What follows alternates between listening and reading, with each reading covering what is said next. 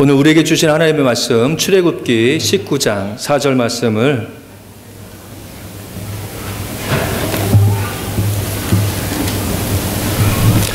출애굽기 19장 4절 말씀 한 절 말씀이거든요. 우리 다 같이 합독하도록 하겠습니다. 시작. 내가 애굽 사람에게 어떻게 행하였음과 내가 어떻게 독수리 날개로 너희를 업어 내게로 인도하였음을 너희가 보았느니라. 아멘. 아멘. 우리 부흥회 시작한 지 진짜 얼마 안 된 것 같은데 6번이 휙 지나가 버렸습니다.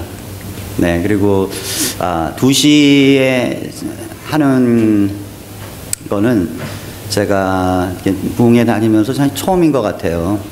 네. 근데 이게 좋은 점도 있지만 또 나쁜 점도 있네요. 네.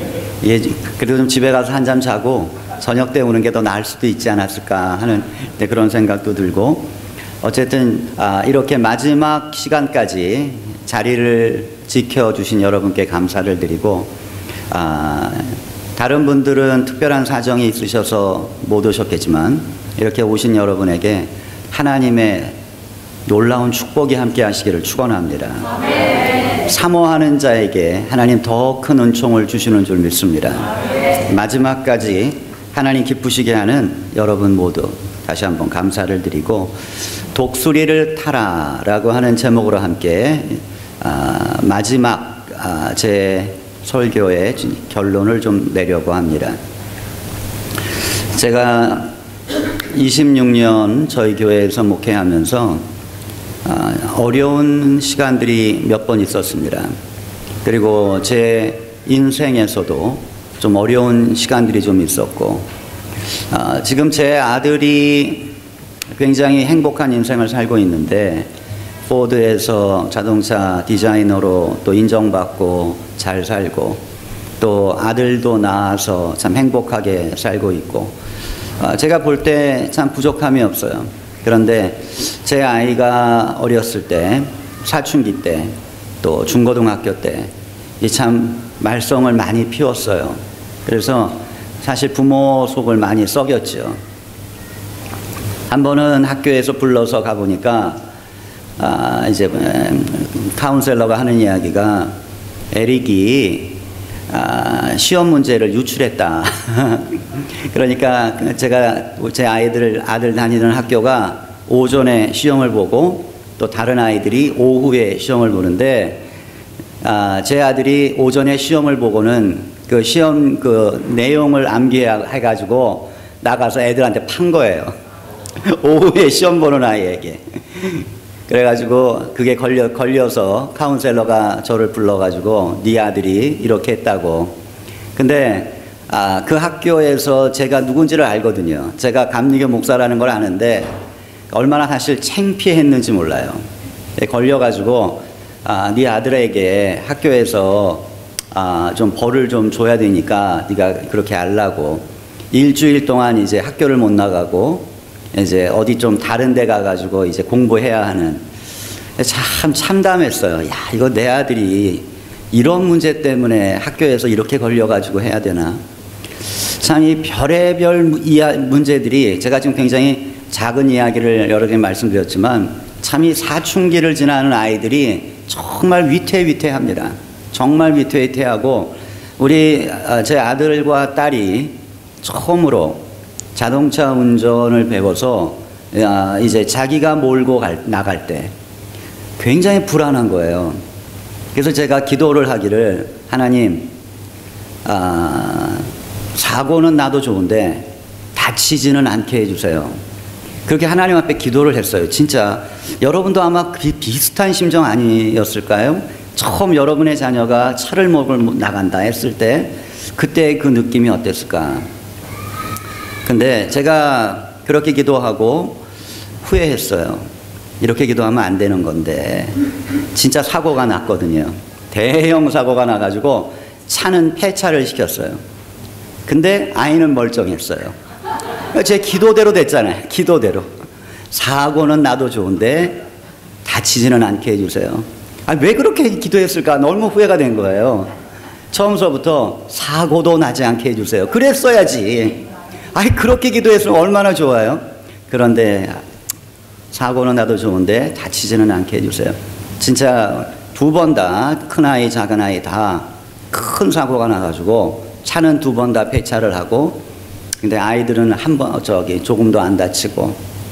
이 아이들을 키우면서 또 제 아내가 자궁 수술을 하고, 그리고 난소를 또 떼어내야 했고, 여러 그런 어떤 굴곡, 인생의 굴곡, 교회에서의 어떠한 어려움, 26년 동안 교회가 어렵지 않았다고는 말할 수 없잖아요. 뭔가 문제들이 항상 터지는 데가 교회니까. 그럴 때마다 참 힘들고 참 어렵다 하는 그러한 생각을 했는데, 지나고 나서 보면 오늘 우리가 읽었던 그 본문의 말씀처럼 내가 잘해서 이걸 넘어온 게 아니구나, 하나님이 나를 넘게 해주셨구나, 그런 생각을 합니다. 이스라엘에게 오늘 하나님 하신 말씀이 그거잖아요. 내가 너희를 독수리의 날개를 태워서 이렇게 넘어온 거지, 너희가 잘해서 홍해 건너고 너희가 똑똑해서 아말렉과 싸워 이긴 거 아니다. 내가 너희를 태워서, 독수리 날개에 태워서 여기까지 온 거다. 이거 잊지 말아라. 그렇게 말씀하십니다. 여러분, 우리도 그거 잊지 말아야 될 것입니다. 하나님의 은혜가 우리를 지켜준 거지, 이게 운이 좋아서 여기까지 온 게 아니에요. 내가 건강 잘 지켜서 여기까지 온 거 아니다 하는 것입니다. 하나님이 지켜주신 거예요. 자, 여러분, 그래서 인생의 참 힘들고 험한 길, 끝이 보이지 않는 길, 어떻게 갈 것인가. 마지막 결론이 독수리를 타야 된다 하는 거죠. 그리고 그때는 그걸 몰랐지만 시간이 지나고 나서 내가 그때 독수리를 탔구나, 성령의 독수리를 탔구나, 그걸 깨닫게 되는데, 막상 그 독수리를 타고 있을 때 우리가 그걸 좀 깨달았다면 인생을 더 쉽게, 더 행복하게 그렇게 넘어갈 수 있었을 텐데 하는 이러한 생각을 하면서, 여러분은 독수리를 타시는 그러한 은혜의 하나님 백성들이 되시기를 바랍니다. 근데 어떻게 해야 우리가 독수리를 타는가 하는 것이죠. 결국은 우리가 하나님과 함께 동행을 한다고, 이 동행이라고 하는 키워드를 가지고 우리가 지금까지 말씀을 들어왔는데, 결국 독수리를 타는 그 방법은 뭔가, 하나님과 동행하는 그 방법은 뭔가, 역시 기도입니다. 여러분, 이것이 우리의 파운데이션이에요. 돌고 돌고 돌아서 결국은 기도로 온다 하는 거죠. 제가 목회를 시작하면서 별의별 걸 다 해봤어요. 이게 좋다 그러면 그거 해보고, 트리니티 좋다 그럼 트리니티 해보고, 베델이 좋다 그러면 베델도 해보고, 1:1 제자 양육이 좋다 그러면 그것도 해보고, 좋다는 건 다 해봤는데 별 소용이 없어요. 프로그램 가지고 교인은 절대 변하지 않아요. 프로그램 가지고 교회는 변하지 않아요. 제가 목회하면서 깨달은 마지막 결론은 프로그램 가지고 변하지는 않지만 기도하면 변한다 하는 것입니다. 그래서 결국은 기도와 씨름이에요. 기도의 불꽃이 일어나면 그 사람 살고 그 교회 삽니다. 그런데 기도의 불꽃이 일어나지 않으면 뭘 해도 안 된다 하는 것입니다. 우리가 독수리를 타는 방법은 기도하는 것밖에 없어요. 그래서 마지막으로 제가 여러분과 함께 좀 여유 있게, 여러분 졸음이 오시면 그냥 밖에 나가서 한 바퀴 휙 걷고 들어오시고, 혹은 뭐 찬물로 한번 이렇게 얼굴 축축 하시고 들어오시고, 좀 자유롭게 좀 시간을 여러분 가지셨으면 좋겠어요. 너무 좀 빠듯하게 하지 마시고, 어차피 마지막이니까. 네. 그리고 뭐 길어봤자 10분 더 하는 거지. 뭐 그러니까 좀 여유 있는 마음으로, 제가 여러분에게 제가 기도 생활을 하면서 깨달은 것 11가지 기도에 대한 제 깨달음, 이것을 함께 나누면서 여러분이 이걸 조금만 더 묵상하시면서 지켜가시면 여러분의 기도 생활도 놀라운 변화가 일어나고, 이 11가지만 여러분이 지키실 수 있다면 교회 내에 여러분의 기도를 통한 놀라운 성령의 능력들이 나타나게 되리라 믿습니다. 여러분, 저희 교회가 중보기도하고 기도 운동을 하면서 정말 귀신 들린 사람도 귀신 쫓겨나가고, 병든 자들도 일어나게 되고, 인생에 이건 불가능하다 생각했던 일들이 풀어지는 역사들이 매우 많이 일어났습니다. 그러니까 우리 교인들이 그걸 보면서 기도하지 않을 수 없구나 하는 걸 느끼는 것입니다. 여러분의 인생도 또 여러분의 교회도 이 기도의 불꽃이 일어나서 진짜 우리 목사님 내년에 40일 기도 광고하시고 40일 기도 시작하실 때 여러분 교인의 전부가 참여하여서 하나님을 기쁘시게 하는 이러한 기적 같은 일들이 일어날 수 있게 되기를 바랍니다. 제가 받았던 첫 번째 은혜는 한번 눌러주시고,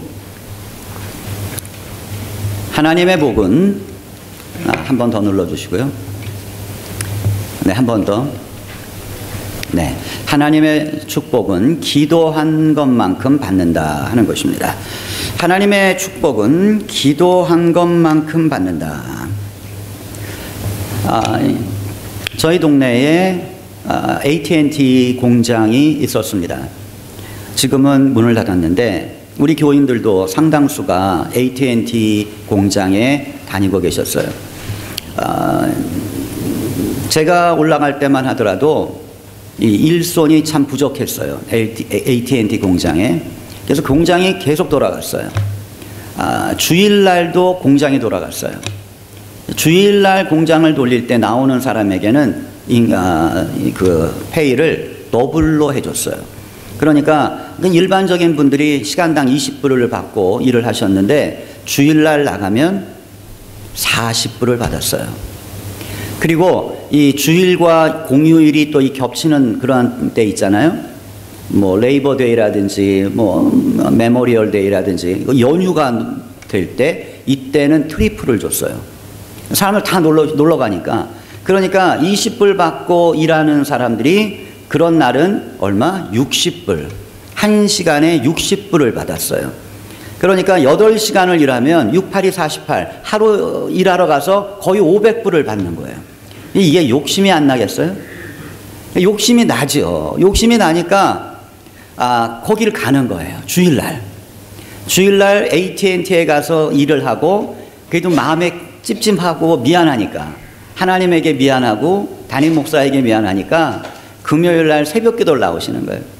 난 저분이 왜 나왔나 이제 하면 뭘 안 나오시던 분이 나오셔서 기도하시고 가면서 저한테 목사님 이런 일 때문에 제가 주일날 못 나와요. 그래서 새벽 기도 대신 왔어요. 헌금은 제가 내고 가겠습니다. 이렇게 이야기를 하시는 거예요. 뭐 헌금이라도 내주시니 감사는 한데 그래도 이건 하나님이 기뻐하시는 모습은 아니잖아요. 내가 일한 것만큼 돈을 받는다. 네, 그것이 오늘날 우리 사회의 모습이에요. 그런데 여러분 이것이 하나님에게도 그대로 사실은 적용이 되는 것입니다. 내가 하나님에게 축복을 받는 것도 내가 기도한 것만큼 받는다 하는 것입니다. 여러분 많이 기도하면 많이 받는 거예요. 하나님 축복 못 받는다? 기도 안 했기 때문이죠. 그리고 기도를 했는데도 못 받는다? 그 이유는 잘못 구했기 때문이에요. 그래서 우리가 하나님 앞에 기도할 때 가장 중요한 건 내가 얼만큼 기도하느냐 하는 것입니다. 저희 오클라호마에 이중문화가정 부인이 계세요. 그런데 어느 날 이분에게 놀라운 일이 벌어졌어요. 남편이 트럭 운전을 하는 미국 분이었는데 이분이 그냥 이 주유소에서 그 로터리 있죠. 그 복권인가? 네. 복권을 샀는데 당첨이 된 거예요. 그래서 1년에 50만 불씩 나왔어요. 1년에 50만 불. 그래서 이분이 하나님의 축복이라고, 그리고 이분이 다니는 교회의 담임 목사님이 우리 중남부 목회자 모임에 오셔가지고 하나님이 우리 교회를 이렇게 축복해 주셨다고. 그런데 그게 축복이 아니었어요. 왜? 담임 목사님은 한 2, 3년 후에 결국 교회 떠나셨고 이분도 결국은 교회를 나가셨어요. 이분이 5만 불에 11조를 하시니까 교회 재정은 좀 편해졌죠. 그러나 다른 분들이 헌금 안 하세요. 그러니까 부흥회를 한다 그러면 의뢰 저 집사님이 알아서 하겠지 뭐. 다른 분들이 다 그렇게 생각하시는 거예요. 아니 돈 많은 사람인데 한번 써야지. 모두가 함께 힘을 합쳐서 교회를 지켜나갈 생각은 안 하고 저 집사님이 알아서 할 거야. 이런 식이 돼버린 거예요. 그리고 이분은 아니 내가 1년에 5만 불을 헌금하는데 내가 이렇게 이야기를 하면 좀 따라줘야 되는 거 아닌가 하는 그런 생각들을 갖기 시작한 거죠. 이게 너무 진짜 안타까운 거예요. 그러니까 결국은 이게 하나님의 축복이야? 절대 하나님의 축복이 될 수 없죠. 이건 사탄이 던졌던 먹이를 냉큼 먹은 것밖에 안 되는 거예요. 하나님의 축복은 뿌린 대로 거두는 거지, 뿌리지 않았는데 거뒀다? 이건 사탄이 주는 유혹입니다. 예수님에게 돌로 떡을 만들어 보아라, 그거잖아요. 예, 하나님의 법칙은 씨를 뿌리고 농사를 지어서 거두는 게 하나님의 법칙인데, 사탄은 돌로도 떡을 만들 수 있다. 그래서 여러분, 우리 연합감리교회는 100년 전에 사회를 향해서 이런 발표를 했습니다. 연합감리교회는 갬블을 해서 번 돈은 헌금으로 받지 않습니다. 이거를 발표했어요. 100년 전에. 왜? 갬블을 해서 버는 돈은 하나님이 주신 복이 아니라는 거예요. 사탄이 던져준 미끼라는 거죠. 여러분, 갬블을 해서 부자 된 사람 보셨어요? 없어요. 갬블은 통계이기 때문에 통계는 정확한 것입니다. 그거 해서 못 벌어요. 물론 한두 번 딸 수는 있지. 그런데 한 번 따면 세 번, 네 번 잃게 돼 있는 것입니다. 결국은 다 잃어야 끝나는 게 갬블이에요. 그런데 이 갬블에 한 번 빠지면 정신 못 차리잖아요. 왜? 사탄이 한 번 물으면 안 놓아줘야. 제 친구 목사가 목회하는데 이 갬블에 빠진 분이, 집사님 한 분이 계세요. 이 담임 목사님이 너무 안타까운 거예요. 이러면 안 되는데, 저러면 저 집 완전히 망하는데 정신을 못 차리는 거예요. 결국은 다 부인하고 이혼하고 자식들 다 잃어버리고 혼자 외롭게 살 수밖에 없는 거예요. 비참하게 사는 거죠. 그럼에도 불구하고 이거 못 끊어요.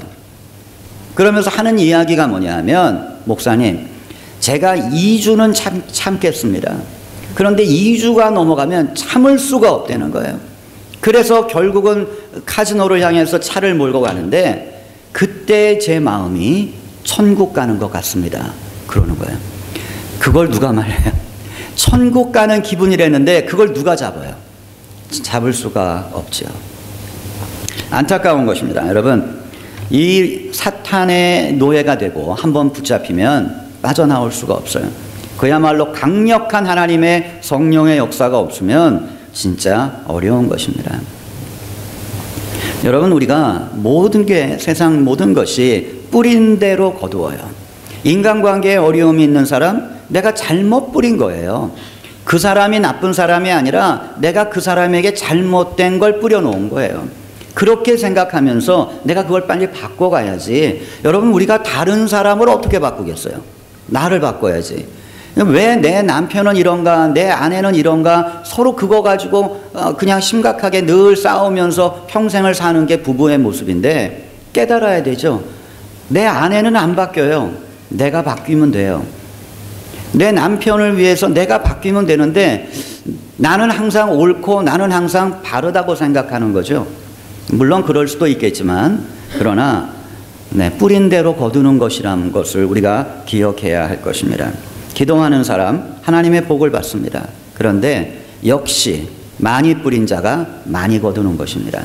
여러분이 지금까지 30분 하루에 기도하셨다면 5분만 늘려보세요. 여러분의 기도의 시간을 5분만. 여러분이 1시간 기도하시는 분이라면 10분만 늘려보세요. 변할 것입니다. 지금까지 받았던 은혜가 달라지게 될 것입니다. 여러분, 내 믿음을 조금만 키워보세요. 지금 여러분이 갖고 계신 그 믿음으로 여러분이 누릴 수 있는 축복은 이게 전부예요. 여러분이 조금 더 큰 믿음을 원하시면 믿음의 헌신이 조금 더 달라져야 된다 하는 것입니다. 그 첫 번째가 기도의 양을 늘려보십시오. 기도를 조금만 더 하세요. 하루 5분, 하루 10분, 이건 더 할 수 있잖아요. 그러니까 이거를 여러분이 더 해보시면 그만큼 여러분의 은혜가 새로워지는 것을 여러분 경험하시게 될 것입니다. 저희 40일 기도는 놀라운 하나님의 역사가 많이 일어납니다. 많이 일어났습니다. 그 40일 기도를 통해서 교인들이 많이 변했어요. 제가 왜 40일 기도에 이런 하나님의 축복이 많이 나타나는가 생각해 보니까 딴 게 아니에요. 기도 많이 했기 때문이에요. 많이 기도하니까 정말 하나님의 역사가 일어나더라 하는 것입니다. 여러분도 많이 기도하면 반드시 하나님의 역사가 그렇게 놀랍게 일어나게 될 줄로 믿습니다. 여러분, 40일 기도 저도 힘들어요. 쉽지가 않아요.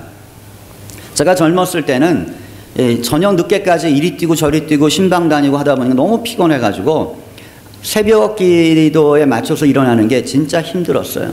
때로는 전화 따르릉 소리가 안 들려요. 그래서 제가 한동안 이 알람 시계를 3개를 맞춰놨어요. 하나는 제 귀 옆에 놔두고 또 하나는 제 아내 쪽에 놔두고 또 하나는 일어나서 걸어가야 될 저기다 둔 거예요. 네, 진짜 저도 모르게 제 옆에 있는 거 끄고 또 자는 거예요. 네, 제 아내 쪽이 5분 뒤에 울려요. 그 제 아내도 끄고 자는 거예요. 그러면 또 5분 뒤에 저쪽에서 따르릉 울리죠. 그러면 둘이 어쩔 수 없이 일어나서 기어가면서 딱 끄면 그땐 일어나게 되는 거죠. 제가 그런 경험을 합니다. 그리고 지금도 요즘은 뭐 이제 거의 유스트가 돼가지고 4시 40분이 되면 자동으로 눈이 떠져요. 어디를 가든지 그냥 4시 40분이 되면 눈이 떠져요. 이제 그렇게 몸에 뱄지요. 그럼에도 불구하고 금년에도 시계는 항상 2개를 맞춰 놓습니다. 5분 간격으로. 못 들을 때가 한 번은 있더라고요. 그리고 어떤 때는 제가 시계를 맞춰 놨다고 했는데 안 맞춰 놓을 때도 있었어요. 그러면 5분 뒤에 제 아내 쪽이 울리면서 제가 일어났던 적도 있어요. 저는 26년 목회를 하면서 새벽 기도 늦어본 적이 없어요. 한 번도 결석해 본 적이 없어요. 내 몸이 얼마나 아팠어도 일어나서 나가서 설교를 했어요. 한 번은 제가 너무너무 열이 많이 나고 몸이 아파서 제 설교를 하다가 좀 비틀거렸던 것 같아요. 그랬더니 교인이 의자를 하나 갖다 놓으시더라고요. 여기 앉아서 설교하시라고. 근데 그렇게 앉아서 하진 않았는데 저는 새벽 기도에 목숨을 걸어요. 제 부목사 있고 또 전도사들 있지만 제가 있는 한 새벽 기도는 아무에게도 안 맡겨요. 수요 예배는 우리 부교역자들한테 맡기고 그렇게 하긴 하지만 새벽 기도는 꼭 제가 한다 하는 거죠. 왜? 여러분 진짜 교인들 어렵게 오는 거거든요. 새벽에. 집에서 놀고 먹는 분들보다는 열심히 일하시는 분들이 많잖아요. 그분들 어렵게 왔는데 전도사 훈련시킨다고 세워놓으면 너무 미안한 거예요. 이분들 진짜 힘들게 왔는데 그래도 담임 목사가 설교해야지. 담임 목사보다 이분들 더 잘하는 분들이 누가 있겠어요. 그러니까 제가 새벽 기도는 꼭 제가 한다 하는 이제 그러한 마음을 가지고 새벽 기도를 합니다. 쉽지가 않아요. 한 번은 저희 교회가 건축을 정말 열심히 진행을 하고 할 때 한 목사님이 전화를 하셨어요. 우리 교회가 건축을 하려고 하는데 어떻게 하면 됩니까? 그런 질문을 하시는 거예요. 저희 교단에 윤길상 목사님이라는 분이 계셨는데 지금은 은퇴하셨어요. 제너럴 보드 오브 오데인 미니스트리에서 일하셨던 분인데 이분이 저희 교회를 방문하신 다음에 굉장히 감동을 받으셨던 것 같아요.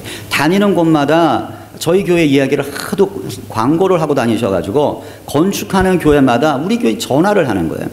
어떻게 하셨냐고, 시작은 어떻게 하고 진행은 어떻게 하셨냐. 제가 뭐 우리 교회는 이렇게 했다고 그냥 설명을 해드렸어요. 한 6개월 뒤에 다시 그분에게 전화가 왔어요. 목사님이 하신 것처럼 똑같이 했는데 우리는 안 되네요. 그러시는 거예요. 안 될 수밖에 없죠. 왜 안 될까요? 우리 교회는 40일 새벽 기도가 있어요. 온 교인이 나와서 문제를 놓고 기도하는 간절함이 있어요. 그런데 그 교회는 그게 안 되는 거예요.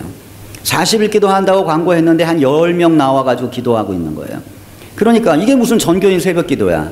이건 그냥 늘 새벽 기도지.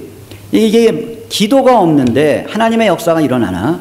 하나님의 역사는 일어날 수 없어요. 만일 그 교회가 우리보다 더 열심히 기도한다면 우리보다 더 놀라운 역사들을 경험하겠죠. 하나님의 은혜를 받는 사람은 기도하는 사람이에요. 여러분 기도하지 않고 하나님의 은혜 받았다? 그거 하나님의 은혜 아니라는 것입니다. 하나님의 은혜는 절대 기도하지 않는 자에게 주시지 않아요. 그러니까 여러분 구체적으로 말을 하자면 은혜와 축복은 달라요. 그죠? 은혜라고 하는 건 값없이 주시는 거예요. 그게 구원이잖아요. 그러나 축복이라고 하는 건 축복이라는 말 자체가 blessing이라는 말이 blood에서 나왔잖아요. 피. 그러니까 축복이라고 하는 건 헌신 없으면 안 되는 거예요. 헌신하는 자가 받는 게 축복이지, 여러분 헌신하지 않는 자가 축복받는다? 이건 사탄이 던져주는 미끼 같은 거다 하는 것입니다. 봐, 너 기도하지 않아도 일 잘 되잖아. 너 기도하지 않아도 네 자녀 잘 되잖아. 그러니까 기도할 필요 없는 거야. 이런 사탄이 던져주는 미끼를 먹는 것밖에 안 된다는 것입니다. 여러분, 기도를 열심히 하셔야 되는데 기도는 많이 할수록 복 받는다. 여러분 그걸 믿으셔야 됩니다. 그래서 여러분의 기도 조금만 늘려보세요. 5분, 10분만. 그러면 달라집니다. 여러분의 마음이 달라지고 말씀 들을 때 은혜가 달라지고 그리고 여러분의 교회가 그만큼 하나님의 역사를 경험하게 될 것입니다. 한번 눌러주시고, 두 번째 제가 깨달은 건 기도로 받은 축복은 기도로만 지켜질 수 있다 하는 것입니다. 사실 이 말은 제 말이 아닙니다. 피터 와그너라고 하는 교회 성장학자의 책에서 제가 본 내용인데, 제가 이 글을 읽으면서 그렇구나, 이거구나 하는 그런 생각을 했어요. 기도로 받은 축복은 기도로만 지켜진다. 저희 교회에 이제 저희 교회가 중보기도팀이 하도 활발하게 움직이니까 교인들이 무슨 일만 있으면 중보기도 요청을 합니다. 카드에다가 잘 적어가지고 저한테 가져오면 제가 그걸 가지고 중보기도팀과 함께 열심히 기도해요. 한 분이 잡을 달라고 기도를 시작하셨어요. 그리고 중보기도팀에게 부탁을 한 거예요. 우리 중보기도팀이 하나님 이분에게 좋은 직장을 주시라고 열심히 기도했어요. 그리고 그분에게도 우리가 기도하니까 당신도 와서 기도하시라고. 그래서 이분도 새벽마다 나와서 정말 열심히 기도하셨어요. 근데 불과 한 달이 안 돼가지고 이분이 정말 좋은 잡을 잡은 거예요. 야, 정말 잘 됐다고 온 교회가 축하를 해줬어요. 근데 그분이 이 잡이 된 그 다음날 새벽 기도를 안 나오신 거예요. 그래서 제가 기분이 안 좋아요. 아니 이거 뭐야, 화장실 갈 때 나올 때 다르나, 그런 생각이 들지 않겠어요? 그러니까 그분한테 전화했어요. 아니 집사님, 하나님이 좋은 직장 주셨는데 왜 기도금 멈추셨어요? 새벽기도 오늘 안 나오셨네. 그렇게 물어봤더니 이분이, 목사님, 이 직장에서 9시부터 이제 저녁 6시까지 새로운 그 인플로이 트레이닝이 있다는 거예요.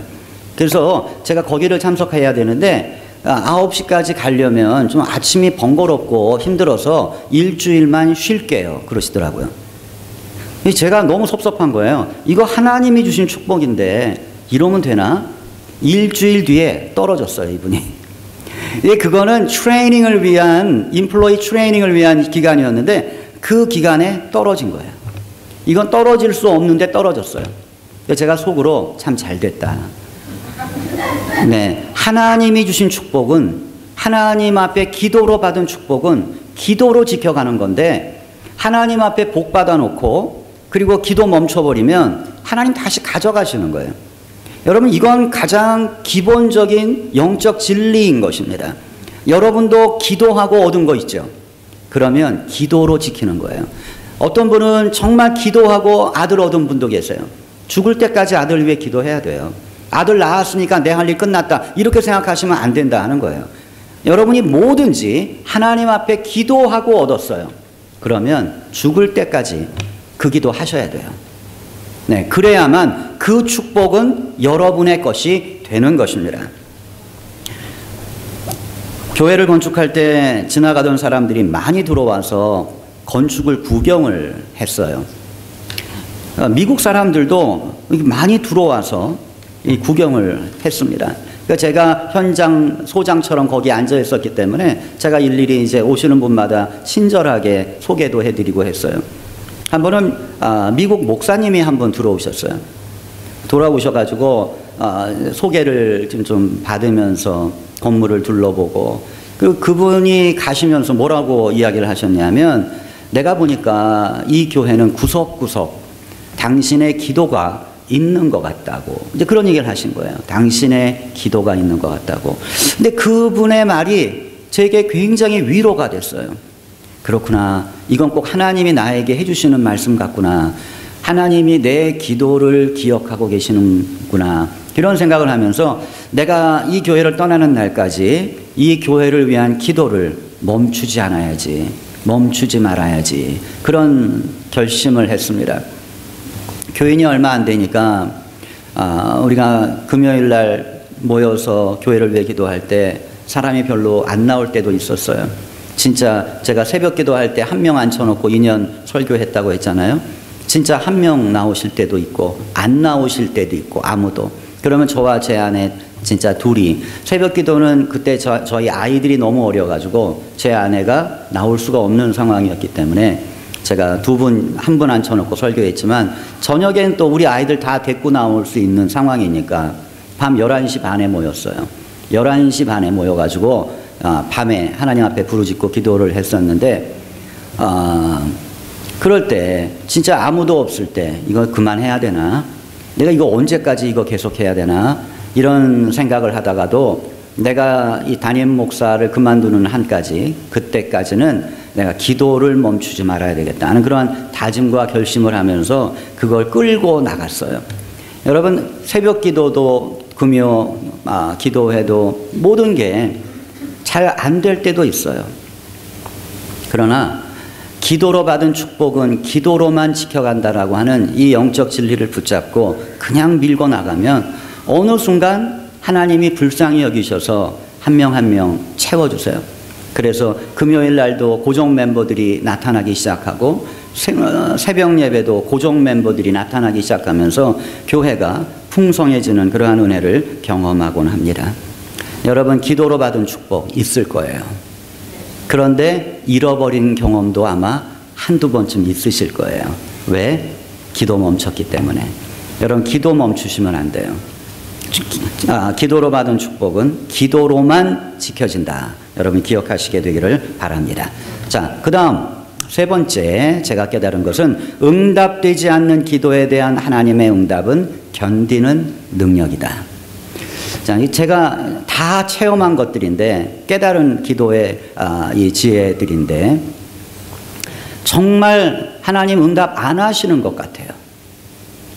그런데 시간이 지나고 나서 보면 하나님 응답 안 하신 게 아니었어요. 하나님 응답 하신 거였어요. 하나님 저에게 뭘 응답해 주셨는가? 견디게 해 주신 거예요. 나도 모르게 내가 견뎌왔던 거예요. 야, 이거 어떻게 내가 견뎠지? 그야말로 하나님이 독수리 날개에 태우셨던 거죠. 하나님 저에게 견디는 능력을 주셨던 거예요. 여러분 우리가 기도할 때 하나님은 언제나 두 가지로 응답하십니다. 하나님의 응답은 절대 하나로 안 와요. 둘로 와요. 뭔가 내가 기도한 거에 대한 yes or no or wait. 그거죠. 그건 하나 우리에게 온다 하는 거예요. 또 한 가지가 오는 게 뭐냐? 하나님의 능력이 와요. 그 능력은 견디는 능력이에요. 여러분 교회가 어렵다? 어려울 수 있어요. 그런데 견뎌내시는 분은 어떠한 분인가? 기도하시는 분이에요. 기도할 때 하나님 나에게 견디는 능력을 주세요. 자녀 때문에 어렵다? 기도하시는 부모는 다 견뎌내요. 재정적으로 어렵다? 건강이 어렵다? 기도하시는 분은 견뎌내요. 기도하지 않는 분들은 다 포기한다 하는 것입니다. 하나님이 주시는 놀라운 응답 중에 하나, 그건 견디는 능력이다 하는 것입니다. 저희 교회에 권사님 한 분이 계신데 나이 많으신 권사님, 지금 한 75세 되셨어요. 이 권사님은 제가 부임해 가는 그 해에 저희 교회에 오셨어요.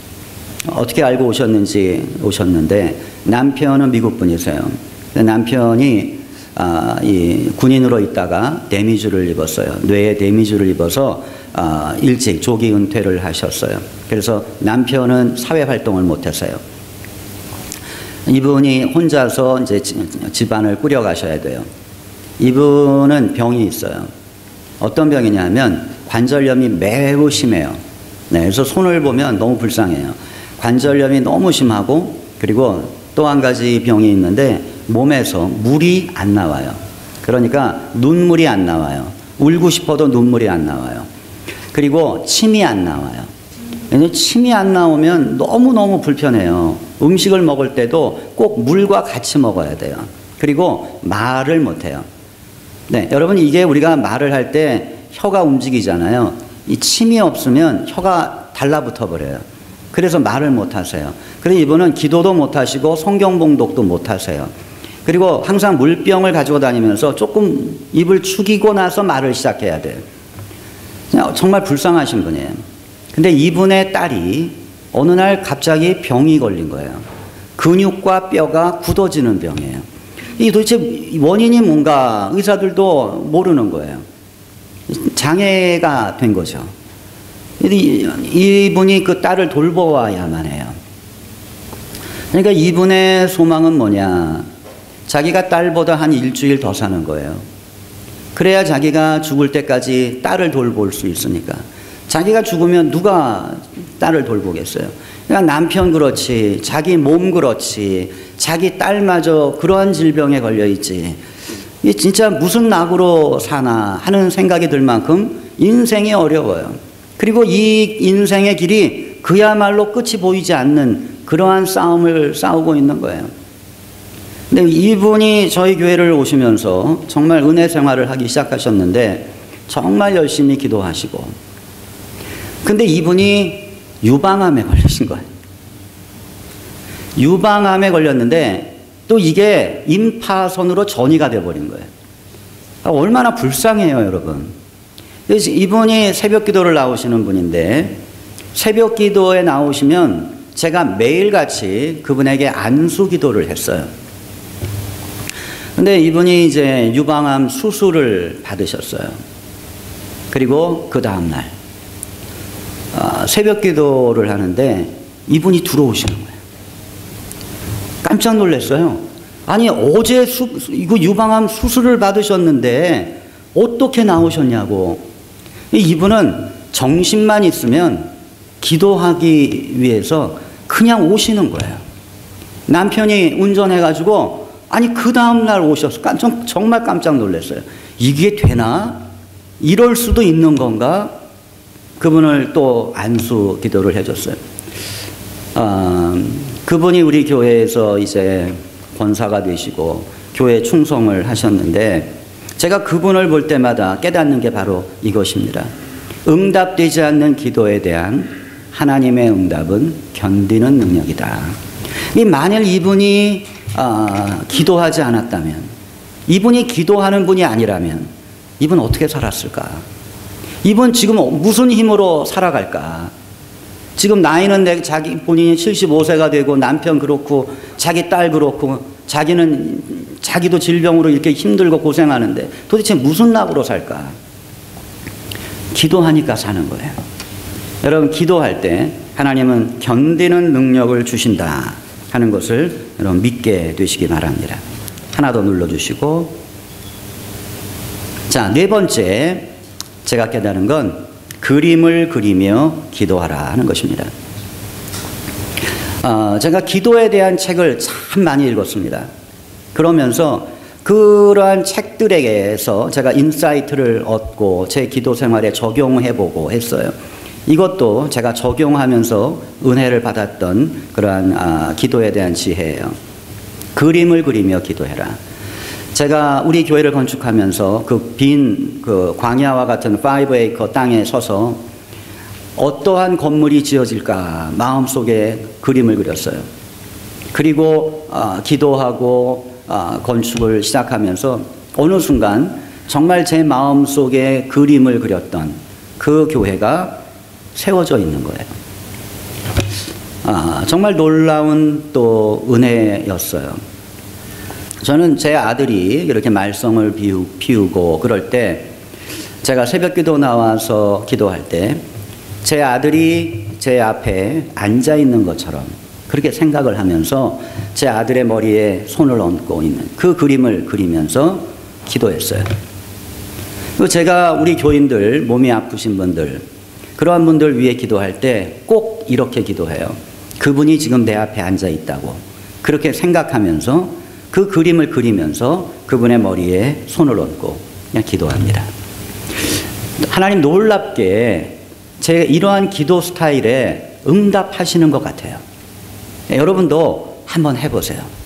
그냥 멀리 있는 자녀 그냥 왜 기도하지 마시고 그 내 자녀가 지금 내 앞에 앉아 있는 것처럼 그렇게 상상하시면서 정말 사랑하는 마음으로 그 아이의 머리에 손을 얹으시고 그리고 기도하는 거예요. 아이가 크건 작건 관계없이 한번 그런 스타일로 기도를 해보시면 여러분의 마음속에 뭐가 뭉클하게 뭔가 움직이는 게 느껴질 거예요. 여러분 성령이 움직이시는 게 느껴져요. 그리고 더 사랑스러워지는 걸 느껴지게 돼요. 하나님의 놀라운 역사가 나타나게 된다는 것입니다. 그림을 그리며 기도하라. 자, 다섯 번째. 기도하기 전에 죄를 해결하라. 이건 간단한 진리인데 많은 사람들의 기도가 막히는 이유가 바로 이것입니다.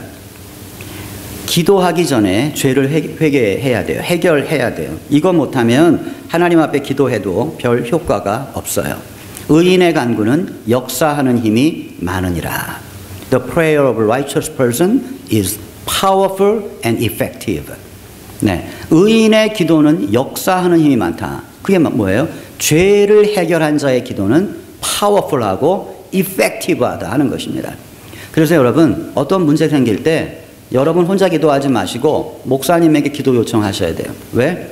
목사님은 여러분보다는 조금 낫지 않겠어요? 같은 사람이라고 해도 여러분보다는 조금 더 몇 발자국 주님께 가까이 계신 분 아니겠어요? 그러니까 내가 기도하는 것보다 목사님이 기도하시면 그래도 powerful and effective, 그거 믿으셔야죠. 그러니까 그냥 여러분 혼자 기도하지 마시고 꼭 기도 제목은 담임 목사에게 가져오셔야 돼요. 그게 지혜로운 거지. 물론 여러분 혼자 다 처리할 수 있다고 믿으셔도 그래도 가져오셔서 꼭 기도 부탁 하시고 기도를 받으셔야 돼요. 여러분 의인의 간구는 역사하는 힘이 많다. 죄가 많은 자와 죄가 적은 자, 죄를 해결한 자 다 다른 것입니다. 우리가 이걸 생각하면서 기도하기 전에 죄를 해결하라. 여러분 죄가 없는 사람은 없죠. 어떠한 몰 같은데 여러분 멀리서 그 입구를 향해 걸어갈 때 거기에 여러분의 그 모습이 비춰지잖아요. 거울에, 그 유리에. 멀리서 여러분의 외형이 이렇게 보입니다. 그런데 가까이 가고 더 가까이 가면 여러분의 얼굴이 거기 비춰지잖아요. 그죠? 여러분 거울을 통해서 나를 볼 때에도 내가 멀리 있으면 내 외형이 보이는 거예요. 가까이 가면 결국은 내 얼굴이 보여요. 그죠? 얼굴에 묻은 게 보인다 하는 것입니다. 그런데 10m만 떨어져 있어도 거울이 아무리 커도 내 얼굴에 뭐가 묻었는지 안 보여요. 자, 여러분 죄가 없다고 생각하는 사람은 하나님과 너무 멀리 떨어져 있는 거예요. 그러니까 자기 죄가 안 보이는 거예요. 하나님에게 가까이 가면 가까이 갈수록 뒤에서 안 보이던 게 보이게 된다 하는 것입니다. 자기 죄 없다고 나는 법이 없어도 사는 사람이라고 이렇게 생각하는 사람은 하나님과 너무 멀리 떨어져 있기 때문이에요. 하나님 앞에 가까이 가면 가까이 갈수록 내가 모르던 죄가 계속 튀어나오는 것입니다. 그러니까 결국 기도 생활은 자기와의 싸움이 될 수밖에 없어요. 보이지 않던 죄가 보이는 거예요. 어제까지 안 보였는데 오늘 보이는 거예요. 그게 은혜 받은 사람의 모습이다 하는 것입니다. 죄가 없는 게 아니라 안 보이는 거예요. 죄가 없다고 생각하는 그거는 내가 너무 멀리 떨어져 있다고 하는 거와 같다 하는 것입니다. 그래서 여러분 하나님께 가까이 가세요. 그러면 보이는 것이고 그 죄를 해결하면 더 가까이 가게 되겠죠. 그러면 또 다른 죄가 보이는 것입니다. 그게 영적 순례의 길이 되는 거예요. 우리가 주님 앞에 가는 날까지 자기 죄와 씨름하는 것, 그게 기도 생활이다 하는 것입니다. 그러한 죄들을 해결할 때 우리의 기도는 more powerful and effective 해진다는 것 여러분 기억하시기 바랍니다. 하나 넘겨주시고 여섯 번째, 끈기 있게 기도하라. 어떤 기도가 파워풀하고 이펙티브한가? 아까 의인의 기도가 그랬다고 그랬는데 의인은 어떤 사람일까 생각해 보면 자기 죄의 문제를 해결하는 사람, 그리고 역시 끈기가 있는 사람, 하나님을 향한 믿음이 흔들리지 않는 사람, 이런 자가 결국은 의인이라고 말할 수 있잖아요. 이스라엘에 가면 갈멜산이 지금도 잘 보존되어 있어요. 그리고 엘리야가 기도했던 거기도 잘 보존되어 있어요. 그 엘리야가 기도했던 데 올라가면 거기가 지금은 아주 작은 수도원을 만들어서 거기서 누군가가 수도 생활을 하고 있어요. 그럼 지중해가 이렇게 바라보여요.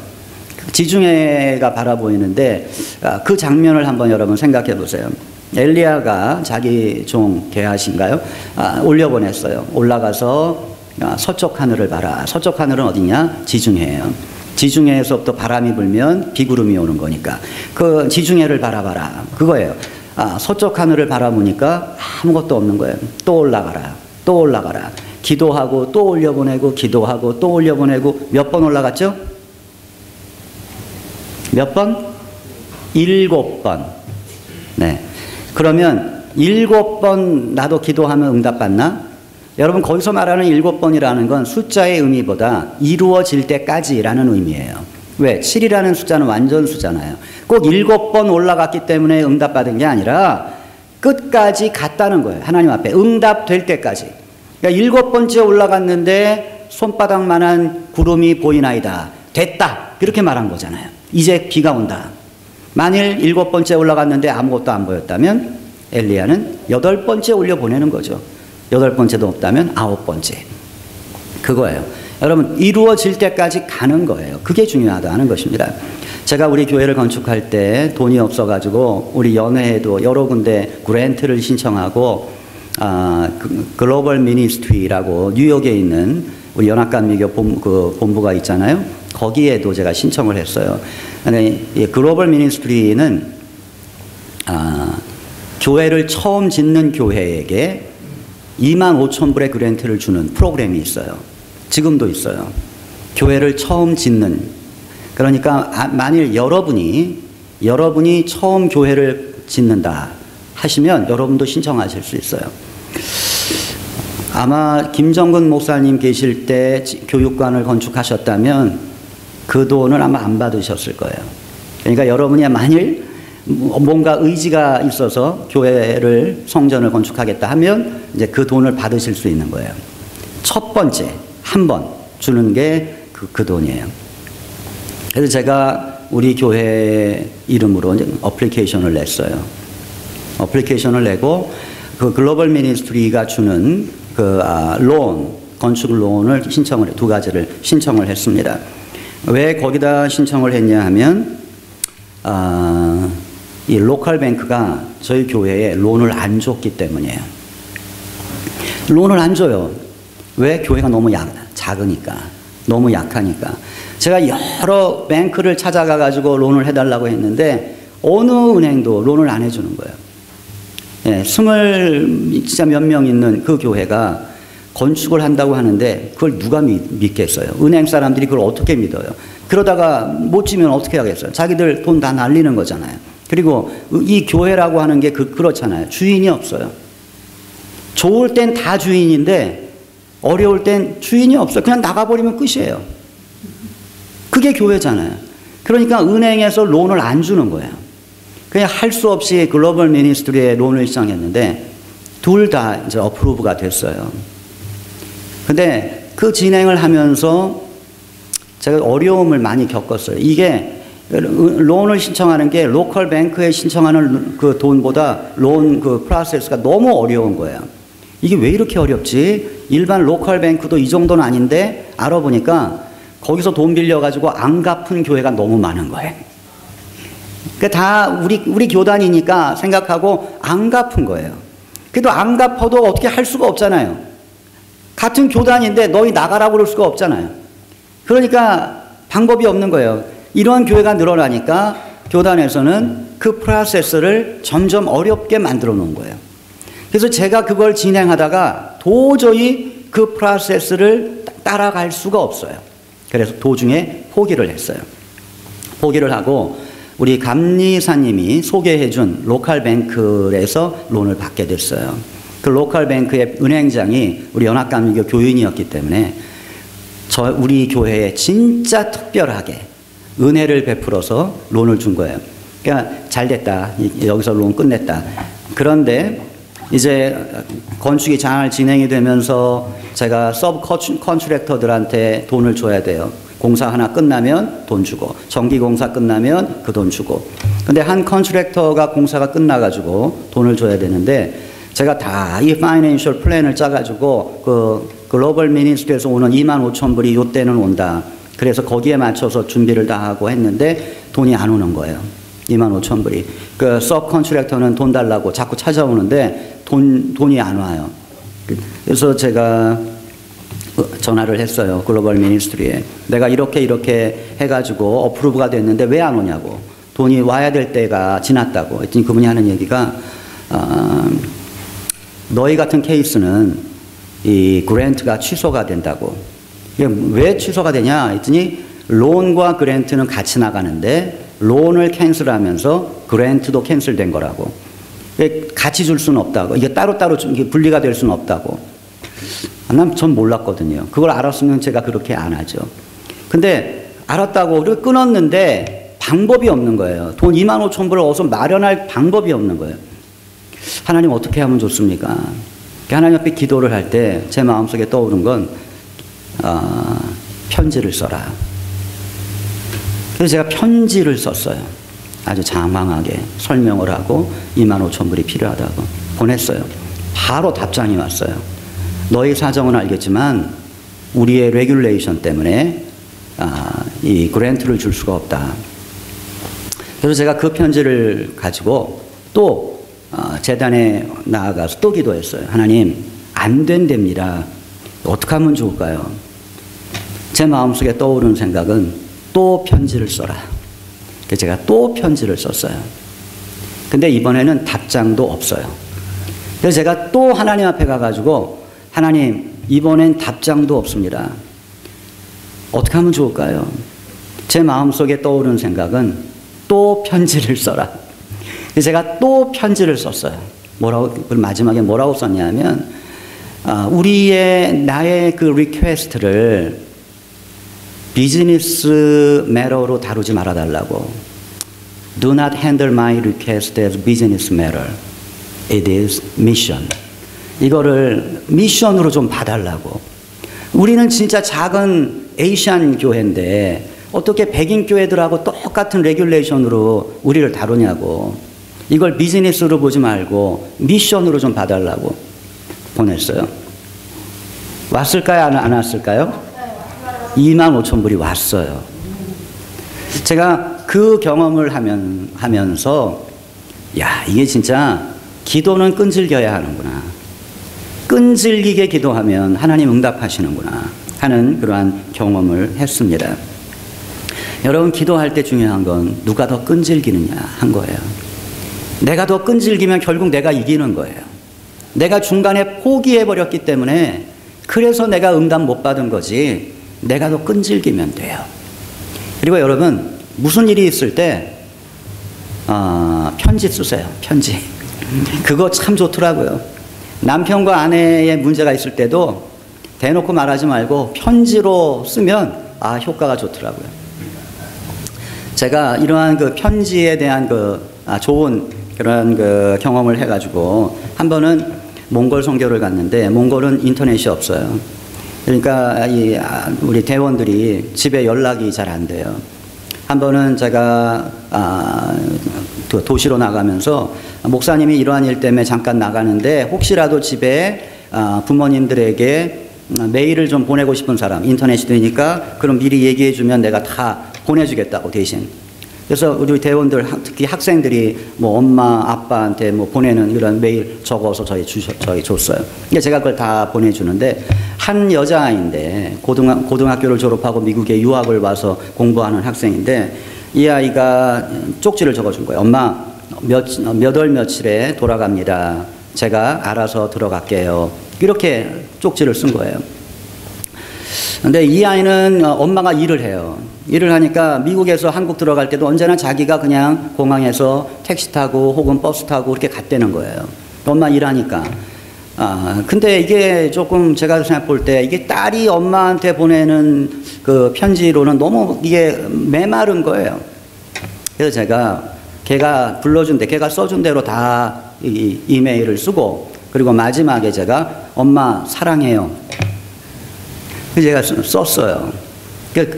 이거는 뭐 걔의 그 느낌은 아니겠지만 어쨌든 제가 그렇게 해주고 싶었어요. 근데 우리가 도착하는 그날 그 엄마가 나오셨어요. 이 아이가 굉장히 기뻐가지고 목사님 우리 엄마 나오셨어요. 막 뛰어오는 거죠. 근데 저는 그 엄마가 왜 나왔는지 알 것 같아요. 어떻게 보면 자기 딸에게 사랑한다는 말을 들어봤을까? 한 번도 아마 못 들어봤을 거예요. 근데 그 자기 딸이 엄마 사랑해요. 그렇게 메일을 보낼 때 이 엄마가 사실 감동한 거죠. 그 말 한마디에. 그래서 가게문을 닫고 나오신 거예요. 그런 경험을 하면서 진짜 이건 좀 다른 이야기지만 우리가 하나님 앞에 기도할 때 끈기 있게 믿음을 가지고 기도한다는 것, 이거 참 중요하다 하는 생각을 합니다. 자, 하나 더 넘겨주시고, 자, 7번이죠. 7번. 자, 모여서 기도하라. 여러분, 교회는 하나님의 집이고, 교회는 기도 응답의 축복이 있어요. 그죠? 내가 이 반석위에 교회를 세운다. 주님 말씀하시고, 그리고 주신 축복은 뭔가? 땅에서 매면 하늘에서 매일 것이요, 땅에서 풀면 하늘에서 풀리리라. 그죠? 이거는 기도의 축복이에요. 네가 기도하면 하늘에서 듣는다. 이 하늘과 땅이 연결됐다고 하는 것이죠. 결국 기도라고 하는 건 땅과 하늘을 연결하는 하나님의 방법이에요. 그러니까 교회는 기도의 축복이 있어요. 교회는 기도의 약속이 있어요. 여러분, 하나님 어디서 기도해도 들으세요. 여러분이 자동차를 몰고 기도해도 하나님 들으세요. 여러분이 집에서 커피 한 잔 식탁에 놓고 기도해도 하나님 들으세요. 그러나 기도 응답의 약속은 거기에 없어요. 기도 응답의 약속은 여기 있어요. 너희가 내 집에서 기도하면 내가 듣고 하늘에서 듣고 응답하겠다고. 여러분, 하나님의 약속은 여기에 있다는 것입니다. 그래서 기도는 내 개인 기도가 필요해요. 집에서 기도하고 차 타고 기도하고 다 중요해요. 해야죠. 그것과 함께 여기서 기도하는 기도가 필요해요. 교회에 모여서 기도해야 돼요. 그래야 그 기도가 파워풀해지는 것입니다. 함께 기도할 때 놀라운 역사가 일어난다 하는 것입니다. 자, 하나 눌러주시고 8번. 네. 8번째. 8번이 어디 갔나? 오케이, 죄송합니다. 8번은 뭔가? 헌신의 마음으로 기도하라 하는 것입니다. 헌신의 마음. 여러분, 기도할 때 내가 헌신하겠다고 하는 이 다짐이 없으면 그 기도는 허공을 치는 기도가 될 수밖에 없어요. 내가 헌신하겠다고 하는 그 어떠한 뜨거운 결단이 있어야 그 기도가 파워풀해지지, 내가 헌신하겠다는 그 마음이 없다면 그 기도는 하나님을 움직일 수 없다 하는 것입니다. 딕 윌스라고 하는 우리 연합감리교 감독님이 계세요. 딕 윌스. 이분 굉장히 훌륭하신 분이에요. 제가 이분이 목회하는 교회에 가봤어요. 이분이 목사일 때. 이 딕 윌스라는 목사님 교회, 굉장히 큰 교회입니다. 성공적인 목회를 하셨던 분인데, 이분에게 제가 이런 이야기를 들었어요. 자기 교회에는 룰이 있대요. 그 룰이 너무나 좋아가지고 제가 그분 교회를 방문하고 우리 교회에 와서 바로 우리 교회에도 앞으로 이러한 룰을 적용하겠다고 선포를 했어요. 그리고 그거 지키려고 애를 씁니다. 그 룰이 뭐냐? 말한 사람이 책임진다. 말한 사람이 책임진다. 목사님, 우리 교회 에어컨이 너무 더워요. 그러면 자기가 와서 갈아야 돼. 그게 그 교회의 룰이에요. 목사님, 우리 교회 식탁 테이블 그 식탁보가 너무 더러워요. 그러면 자기가 바꿔야 돼, 자기 돈으로. 말한 사람이 책임진다. 그게 그 교회의 룰이에요.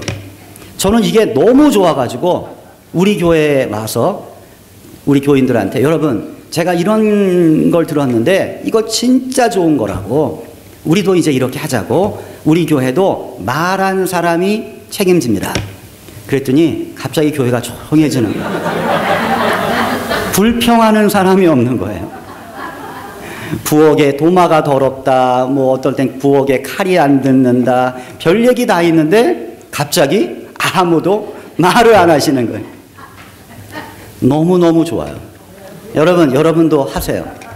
여러분도 우리 교회의 룰 해가지고 말한 사람이 책임진다. 교회가 좀 평안합니다.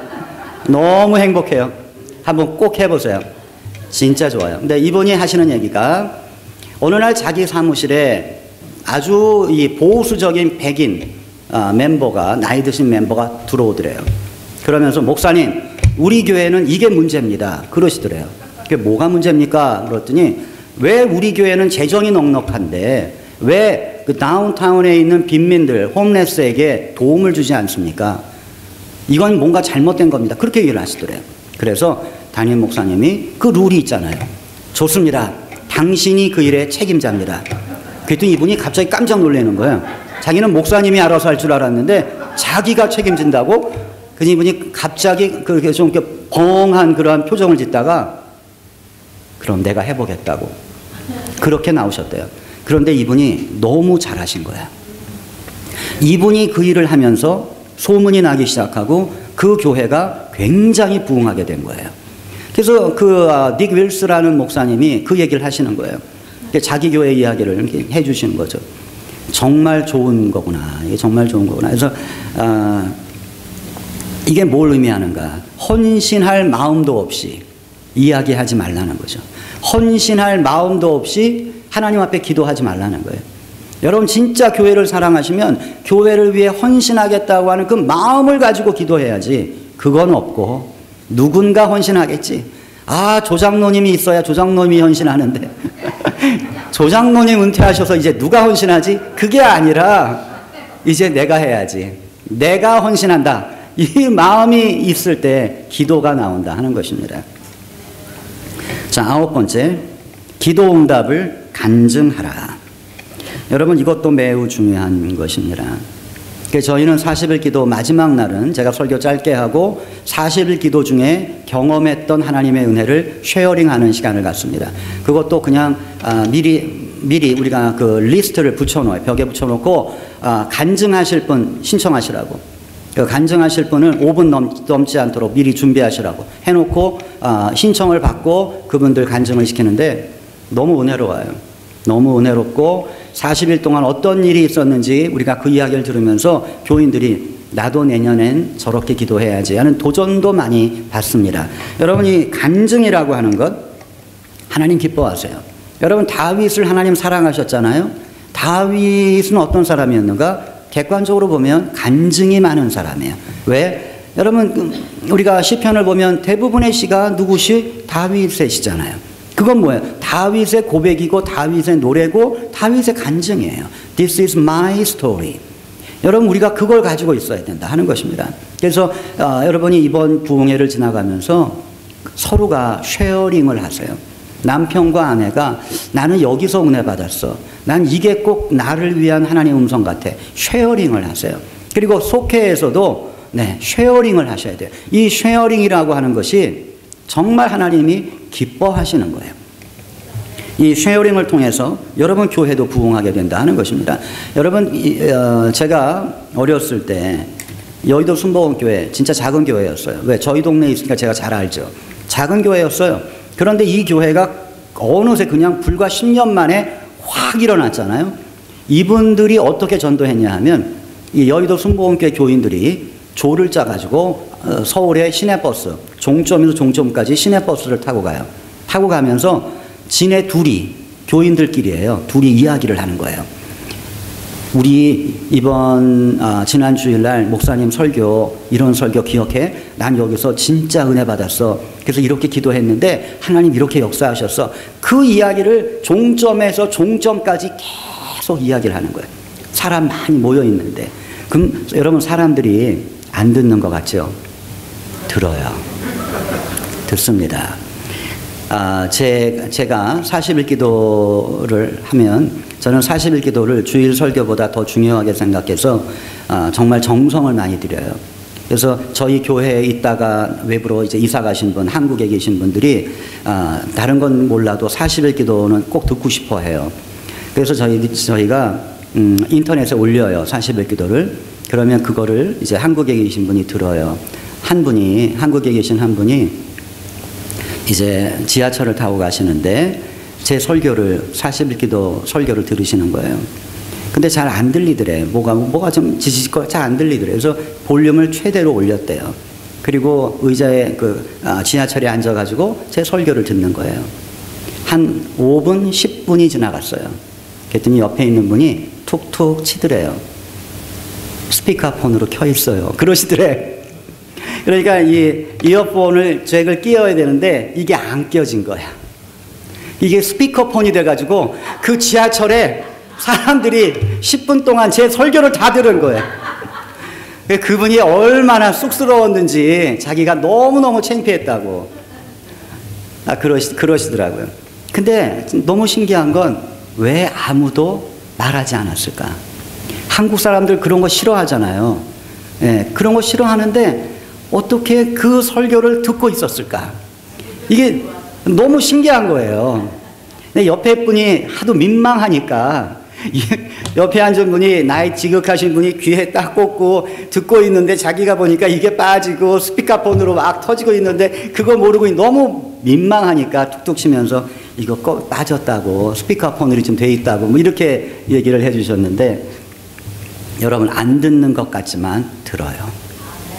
그래서 그 당시에 그 한국의 남자들이 한국의 그 중년 남자들이 여의도 순복음교회 많이 갔습니다. 그거 들으면서 본인이 그래 나도 한번 믿어봐야지. 나도 믿고 나도 한번 새 삶 살아봐야지. 이런 결심들을 굉장히 많이 한 거예요. 그러니까 여의도 순복음교회가 잘한 거죠. 네, 정말 아주 깊이 있게 찔른 거예요. 여러분 우리가 이 간증이라는 게 이게 놀라운 파워가 있어요. 여러분도 여러분이 은혜 받은 것 쉐어링을 하세요. 남편이 안 듣는 것 같지만 들어요. 그러니까 남편 보고 들으라고 하지 말고 그냥 혼자 이야기하는 거예요. 남편이 듣건 안 듣건 관계없이 또 자녀가 듣건 안 듣건 관계없이 오늘 엄마가 이런 경험했어 하면서 그냥 얘기하는 거예요. 안 듣는 것 같죠? 아이들 다 들어요. 다 듣습니다. 그러니까 여러분 이 쉐어링이 많은 교회가 은혜로워요. 여러분이 속회 모임 하시면서 꼭 이 쉐어링 타임 가지시고 그리고 저희 같은 경우는 꼭 어떤 중요한 행사가 지나가면 꼭 간증 시간 가져요. 몇몇 원하시는 분 뽑아가지고 간증하시라고. 그러면 자기가 경험했던 은혜 나누면 다른 분들이 감동받고 나는 다음엔 절대 빠지지 말아야지. 이런 마음을 갖는 거예요. 저희 교회가 어떻게 몽골을 매년 15명, 17명씩 그렇게 보내는가 돌아와서 늘 간증하거든요. 간증이 너무 은혜로우니까 그날 15명, 17명이 다 사인업 한다는 거예요. 자, 저희가 8월 마지막 주에 내년도 여름에 갈 선교팀 구성이 끝났어요. 우리는 선착순 15명 뽑는데 그날 17명이 사인업을 했어요. 왜 그렇게 되는가? 그날 간증을 듣거든. 갔다 온 분들의 간증을 듣는데 나도 해보고 싶은 거야. 나도 저 은혜에 동참해보고 싶은 거지. 그러니까 그날 바로 사인업이 된다는 거예요. 여러분 직장 다니면서 2주 빠지는 거 진짜 어렵습니다. 여러분도 직장 다녀보셨잖아요. 2주를 빠지는 건 정말 어려워요. 그래도 사인업해요. 여러분 이 간증이라는 게 그만한 능력이 있다. 자, 또 하나 넘겨주시고 10번째. 기도는 기도하기 전까지의 삶이 중요하다 하는 것입니다. 여러분 기도 중요하죠? 그런데 더 중요한 건 뭔가? 기도하기 전까지의 내 모습이에요. 여러분 하나님은 우리의 기도 소리를 들으시는 분이 아니에요. 내가 무슨 말을 할지 하나님 이미 다 아세요. 다 아시잖아요. 그 하나님 앞에 내가 설명할 이유가 있나요? 없잖아요. 하나님, 제가 지금 이런 고민이 있어요. 어떻게 하면 좋을까? 하나님 앞에 설명할 이유가 없어. 왜? 다 아시니까. 그렇기 때문에 진정한 기도는 기도할 때부터가 아니라 하기 전까지 어떤 모습으로 하나님 앞에 왔는가.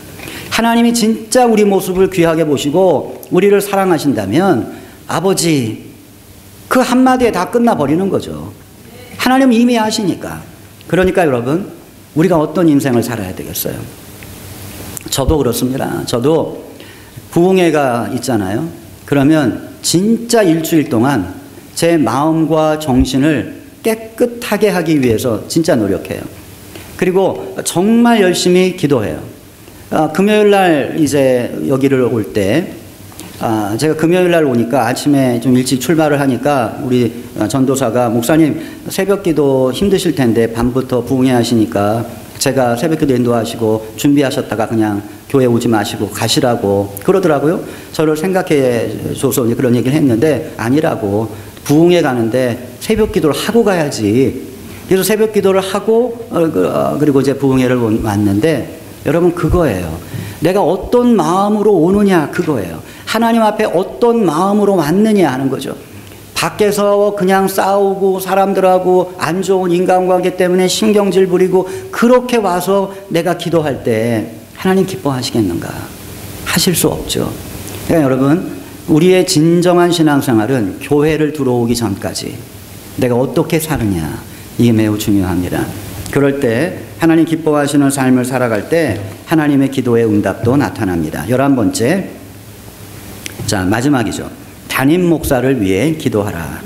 여러분, 사탄은 언제나 머리를 노립니다. 성경 말씀이죠. 여러분도 이 38년의 교회의 역사를 보면서 보시잖아요. 담임 목사가 흔들리면 교회가 흔들리는 거예요. 교회가 어려워도 담임 목사가 굳건하게 서 있으면 교회는 그거 넘어갑니다. 그리 이 담임 목사라고 하는 이 자리가 얼마나 중요한 자리예요. 그런데 사탄은 언제나 담임 목사를 노려요. 머리를 노리니까. 집사님 한 분 노려가지고 교회 절대 안 흔들려요. 장로님을 치면 교회 휘청하죠. 담임 목사 치면 교회 반쪽 나는 거예요. 그러니까 머리를 노린다 하는 것입니다. 그러니까 우리가 해야 할 일은 뭔가? 머리를 위해 기도한다 하는 것입니다. 여러분, 담임 목사님을 위해 기도하셔야 돼요. 담임 목사님이 영적으로 충만할 수 있도록, 담임 목사님이 기쁨으로 목회할 수 있도록, 나머지는 우리가 다 책임집니다.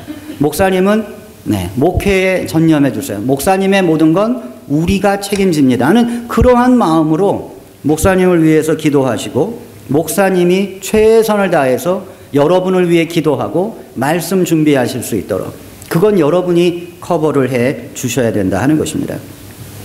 여러분, 담임 목사님을 위해 꼭 기도하십시오. 저희 교회 여선교회 기도회가 따로 있는데, 여선교회 기도회 때 늘 기도하는 게 뭔가? 담임 목사와 담임 목사의 가정을 위해 기도합니다. 그러니까 저희들은 그 기도 모임들이 다 이게 그 어떤 이슈가 있어요. 금요일 날 모이는 건 교회의 프로그램과 교회의 어떠한 그 부서들, 교회를 위해서 기도하는 모임이 금요일 날. 중보기도는 교인들, 아픈 사람, 문제 있는 사람, 교인 한 명 한 명. 여성교회 기도는 담임 목회자를 위한 기도. 그리고 장로권사 기도회는 자기들을 위한 기도. 내가 어떻게 하면 좋은 일꾼이 될까? 내가 어떻게 하면 부끄럽지 않은 종이 될까? 이게 포커스예요. 그래서 조금씩 다 달라요. 그 포인트가. 여선교회는 담임 목회자를 위해 기도해 주세요. 그러니까 제가 어디 나가면 꼭 기도해 주세요. 아마 제가 여기 부흥회를 왔기 때문에 또 그분들은 저를 위해 열심히 기도하고 계실 거예요. 여러분, 담임 목사님 사랑하시고 기도해 주시기를 바랍니다.